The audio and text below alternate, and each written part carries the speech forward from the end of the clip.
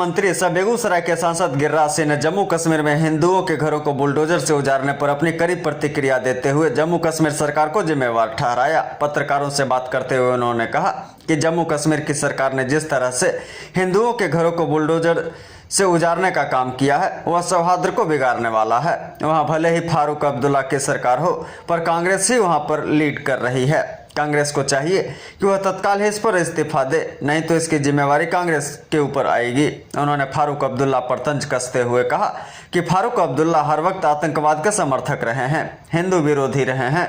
चूंकि वहाँ कांग्रेस की सरकार है इसलिए कांग्रेस को तत्काल इस्तीफा देना चाहिए और देश के लोगों से माफी मांगनी चाहिए। अगर हिंदुओं पर इस तरह का अत्याचार हो रहा है तो कांग्रेस को तुरंत इस्तीफा देना चाहिए, नहीं तो इसकी जिम्मेवारी कांग्रेस को लेनी पड़ेगी या फिर देश के लोगों से माफी मांगनी पड़ सकती है। वहीं इस दौरान उत्तर प्रदेश के संभल में मस्जिद सर्वे के दौरान सर्वे टीम पर हमला के बारे में केंद्रीय मंत्री गिरिराज सिंह ने एक बार फिर बड़ा हमला करते हुए कहा कि अब देश में यह जिहादी आंदोलन, जिहादी वाले लोग जो शरिया कानून स्थापित करना चाहते हैं, भारत के लोकतंत्र खत्म कर यह संभल की घटना इस तरह की मानसिकता का उदाहरण है।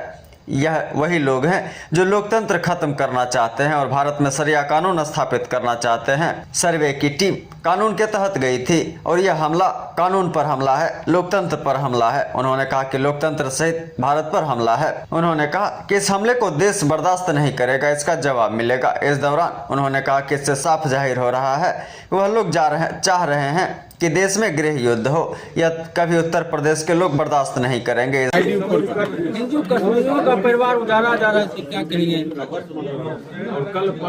देखिए, जम्मू कश्मीर की सरकार जिस तरह से हिंदुओं के घरों को बुलडोजर से उजाड़ने का काम किया है,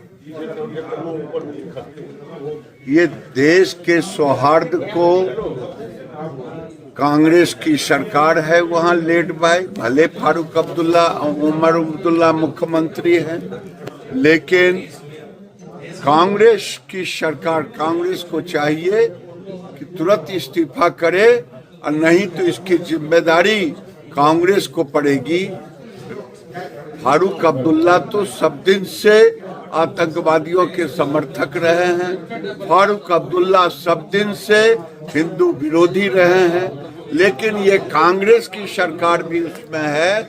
अगर हिंदुओं पर इस तरह का अत्याचार हो रहा है तो कांग्रेस को चाहिए इस्तीफा करे, नहीं तो इसकी जिम्मेदारी लेनी पड़ेगी, देश के लोगों से माफी। संभल में मस्जिद सर्वे टीम पर हमला किया गया है, इसको किस अब देश में ये जिहादी आंदोलन, जिहादी वाले लोग जो शरिया कानून स्थापित करना चाहते हैं भारत के लोकतंत्र को खत्म करके,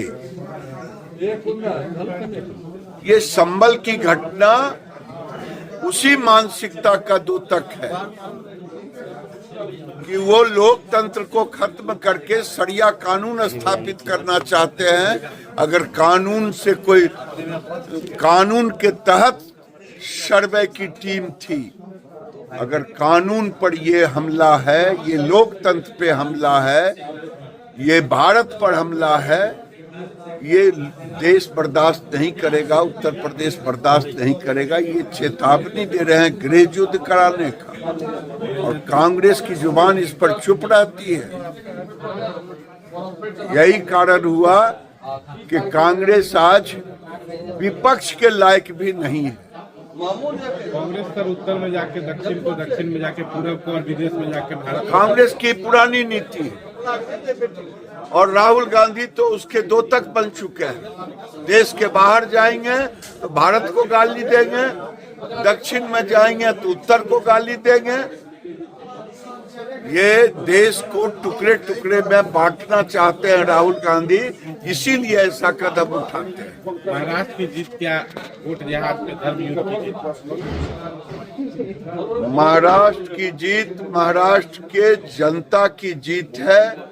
जो विपक्ष कांग्रेस वहां सांप्रदायिक तनाव फैलाना चाहता था, सांप्रदायिक हमले पर एक तरह से लोकतंत्र का विजय।